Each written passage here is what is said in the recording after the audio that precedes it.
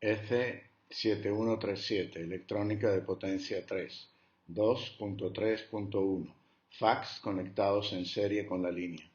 Símbolo de un equipo fax tipo serie en los diagramas unifilares. Límites a la capacidad de transporte de energía eléctrica en una línea de transmisión. Las líneas de transmisión del sistema eléctrico, como cualquier conductor, tienen una impedancia que, en el caso de las líneas aéreas, es de naturaleza inductiva y su valor es la suma de la resistencia óhmica más la reactancia inductiva. La resistencia óhmica de la línea, expresada en unidades de ohmios por kilómetro, depende de factores fijos como la resistividad del material conductor, la sección transversal y la estructura del cable. La inductancia de la línea, expresada en unidades de henrys por kilómetro, depende principalmente de la estructura de la línea. Si la electricidad se transmite en forma DC, el componente inductivo es, en primera aproximación, despreciable, y la capacidad de transporte de la línea está limitada por el llamado límite térmico, el valor de corriente DC para el cual las pérdidas por calentamiento alcanzan el valor límite prefijado en el diseño, de forma que la corriente límite es igual a la raíz cuadrada del cociente de la potencia del límite térmico dividida entre la resistencia óhmica. Límites a la capacidad de transporte de energía eléctrica en una línea de transmisión. Si la electricidad se transmite en forma AC, el componente inductivo es, en primera aproximación, totalmente dominante, y en general se puede asumir que la impedancia de la línea es igual a la reactancia inductiva. Primera aproximación, la potencia está determinada por la ecuación presentada en la lámina. Su valor máximo es el cuadrado del voltaje de línea entre la reactancia de la línea. Pero, lo que no ocurre en la transmisión DC, este límite puede ser ampliado, compensando el efecto de la inductancia, agregando capacitancia en serie con la línea.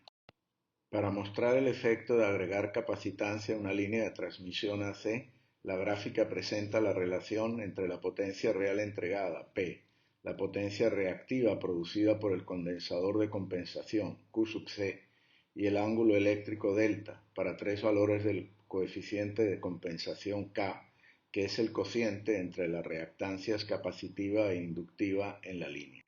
La impedancia de transmisión efectiva, X sub F, de la línea compensada se calcula restando el valor de la reactancia aportada por el condensador del valor de la reactancia inductiva en la línea, o multiplicando la reactancia de línea por el término 1 menos K, donde el coeficiente de compensación K es el cociente de la división de la reactancia capacitiva entre la reactancia inductiva.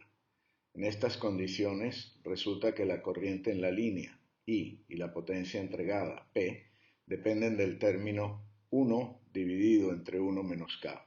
Dado que ese término es necesariamente mayor que 1, tanto la corriente como la potencia real compensadas son mayores que las no compensadas, pero el aumento mayor corresponde a la potencia reactiva que debe aportar el condensador de compensación Q sub C, que crece en función del término 1 dividido entre el cuadrado de la resta de 1 menos K. El efecto de la compensación se puede explicar de dos maneras. Primero, la compensación se produce directamente cancelando parte del componente inductivo de la impedancia de línea mediante la conexión de un condensador del valor adecuado. Segundo, para aumentar el flujo de corriente y por lo tanto la potencia real entregada, se debe aumentar la tensión sobre la impedancia de línea. En este caso particular ese efecto se logró mediante la conexión de un condensador, pero el principio de operación es genérico y la compensación se puede lograr conectando directamente una fuente de tensión del valor adecuado mediante un conversor DC a AC. Oscilaciones de potencia generada. Si se perturba el punto de equilibrio de un generador rotacional, como son la mayoría si no la totalidad de los generadores de la red, se puede iniciar una oscilación en el ángulo de excitación de la máquina, lo que produce una variación sinusoidal de la potencia generada alrededor del nuevo punto de equilibrio entre la potencia generada y la consumida. Estas oscilaciones se manifiestan como oscilaciones de la frecuencia de línea. A más potencia generada que consumida, se acelera el rotor y sube la frecuencia generada.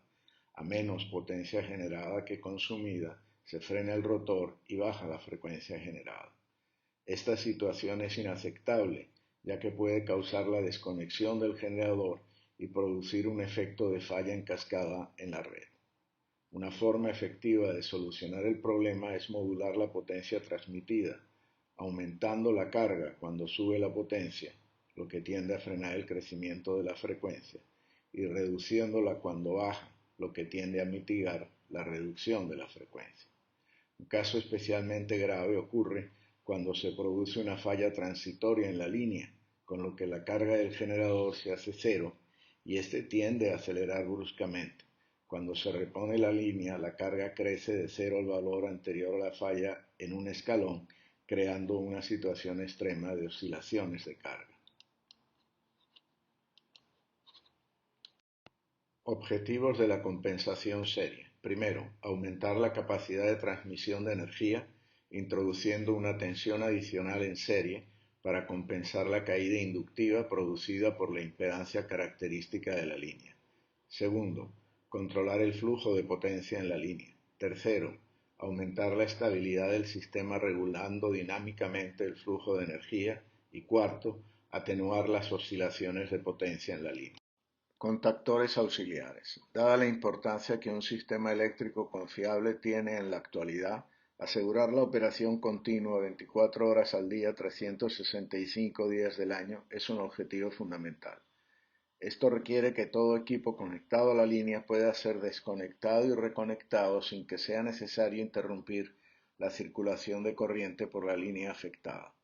Por lo tanto, se puede asumir que todo fax conectado a la línea estará acompañado por un arreglo de contactores electromecánicos o manuales como el indicado en la figura. En sentido estricto, los contactores A y B no forman parte activa del fax, pero son imprescindibles para poder realizar cualquier trabajo de mantenimiento en el fax sin tener que desactivar la línea de transmisión.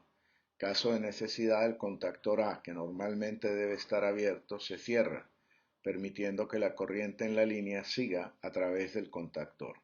Hecho esto, se abren los contactores B, que normalmente deben estar cerrados, con lo que el fax queda desconectado del potencial de línea y es posible trabajar en él sin riesgo.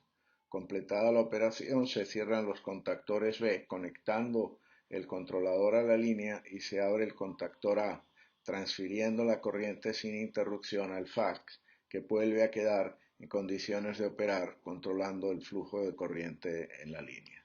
Convención de nomenclatura. Los controladores fax tipo impedancia en serie se identifican con nombres formados por 4 letras, de acuerdo con la siguiente convención. Primera letra. Indica el tipo de dispositivo electrónico de conmutación empleado en el interruptor bidireccional de control de potencia. Puede ser T por tiristor o G por GTO. Por supuesto, en ambos casos se trata de un par de arreglos serie conectados en antiparalelo para permitir el flujo de corriente en ambas direcciones cuando los arreglos están encendidos en conducción y soportar la tensión de bloqueo cuando están apagados en bloqueo. Segunda letra. Indica el tipo de ciclo de control empleado.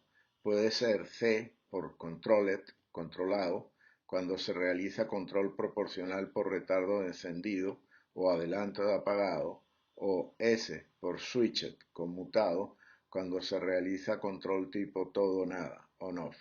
Tercera letra. S por serie, es redundante. Cuarta letra. Indica el tipo de componente reactivo empleado. Puede ser C por condensador o L por inductancia.